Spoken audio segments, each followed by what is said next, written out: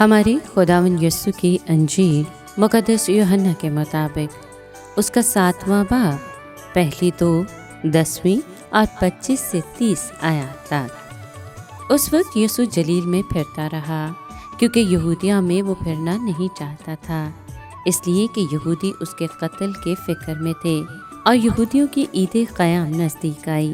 لیکن جب اس کے بھائی عید میں چلے گئے تو وہ بھی گیا، ظاہراً نہیں بلکہ خفیتاً۔ تب بعض یروشلیمی کہنے لگے، کیا یہ وہی نہیں جس کے قتل کا فکر ہو رہا ہے؟ اور دیکھو، وہ تو اعلانیہ بولتا ہے اور وہ اس سے کچھ نہیں کہتے۔ کیا شاید سرداروں نے بھی سچ جان لیا ہے کہ المسیح یہی ہے؟ لیکن اس کو تو ہم جانتے ہیں کہ کہاں کا ہے، مگر المسیح جب آئے گا تو کوئی نہ جانے گا کہ کہاں کا ہے۔ اب یسوع نے ہیکل میں تعلیم دیتے ہوئے بلند آواز سے کہا کہ تم مجھے جانتے ہو اور یہ بھی جانتے ہو کہ میں کہاں کا ہوں، اور میں آپ سے نہیں آیا، مگر جس نے مجھے بھیجا ہے وہ برحق ہے، اس کو تم نہیں جانتے، میں اسے جانتا ہوں، اس لیے کہ میں اس کی طرف سے ہوں اور اسی نے مجھے بھیجا ہے۔ اس پر وہ اسے گرفتار کرنے کی کوشش کرنے لگے، مگر کسی نے اس پر ہاتھ نہ ڈالا، کیونکہ اس کا وقت ہنوز نہیں آیا تھا۔ پاک کلام کے پڑھے اور سنے جانے پر خداوند کی برکت ہو، خدا کا شکر ہو۔ عزیز دوستو، آج کی آیات یہودی عید قیام کے موقع کی آیات ہیں۔ یہ عید بنی اسرائیل کے مصر سے خروج کے بعد کے بیابانی سفر کی یاد میں منائی جاتی تھی، جب انہوں نے مصر سے نکلنے کے بعد اور موعودہ سرزمین میں داخل ہونے سے پہلے 40 سال تک خیموں میں زندگی گزاری تھی۔ لفظ قیام خیمہ کی جمع ہے۔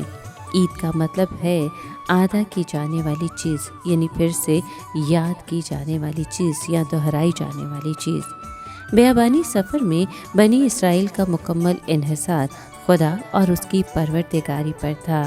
یوں یہ عید اس سچائی کا اعادہ یا دہرائی بھی تھی کہ خدا ہر وقت ہمارا پروردگار ہے اور وہ ہر وقت ہمارے حالات میں ہمارے ساتھ رہتا ہے۔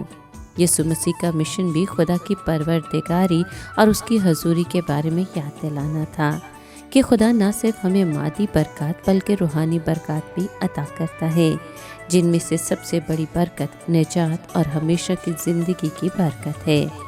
یسوع مسیح اپنے دنیاوی بھائیوں سے پہلے یہ کہتا ہے کہ وہ اس عید پر یروشلم نہیں جائے گا، مگر بعد میں ان کے یروشلم چلے جانے کے بعد وہ وہاں جاتا ہے۔ شاید وہ وہاں ان کے ہمراہ نہیں جانا چاہتا تھا، شاید وہ ان کی بجائے اپنے شاگردوں کے ساتھ رہنا اور سفر کرنا پسند کرتا تھا۔ اگر وہ انہیں بتا دیتا کہ وہ یروشلم جا رہا ہے تو ہو سکتا ہے کہ وہ چونکہ ابھی تک اس پر ایمان نہ لائے تھے، یروشلم میں اس کے بارے میں لوگوں کو بتا کر اس کے لیے مشکلات کھڑی کر دیتے۔ اگرچہ خداوند مشکلات کے خائف نہیں تھا، بلکہ وہ مشکلات سہنے کے لیے ہی تو دنیا میں آیا تھا، مگر وہ وقت سے پہلے ایسا نہیں کرنا چاہتا تھا۔ اس کے بعد ہم مسیح یسوع کے بارے میں مختلف لوگوں کی مختلف رائے دیکھتے ہیں۔ بعض کے نزدیک اس میں مسیح ہونے کی نشانیاں واضح تھیں، مگر بعض نے اس کے مسیح ہونے پر شک کا اظہار کیا۔ ان مختلف آراء کا تعلق یسوع مسیح پر ایمان لانے اور ایمان نہ لانے سے متعلق ہے۔ یہ دونوں رویے یوحنا کی معرفت انجیل میں جا بجا نظر آتے ہیں۔ یسوع مسیح اپنی الہی ذات اور اپنے الہی مشن کے بارے میں بتاتا ہے کہ وہ باپ کی طرف سے بھیجا گیا ہے۔ اس میں اس کی الوہیت کی طرف اشارہ ہے۔ مصلوبیت سے پہلے وہ اپنے الہی ہونے کی طرف اشارہ کرتا رہا اور اس کے شاگرد بھی اندازہ لگاتے رہے کہ وہ الہی ذات ہے، مگر مردوں میں سے جی اٹھنے کے بعد اس کے الہی ہونے کے بارے میں ان کا اندازہ نہ رہا بلکہ یقین میں بدل گیا۔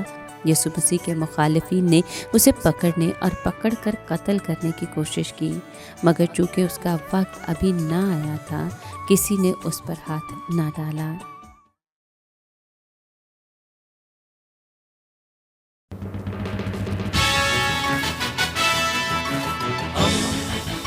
دوستی کا پیغمبر ریڈیو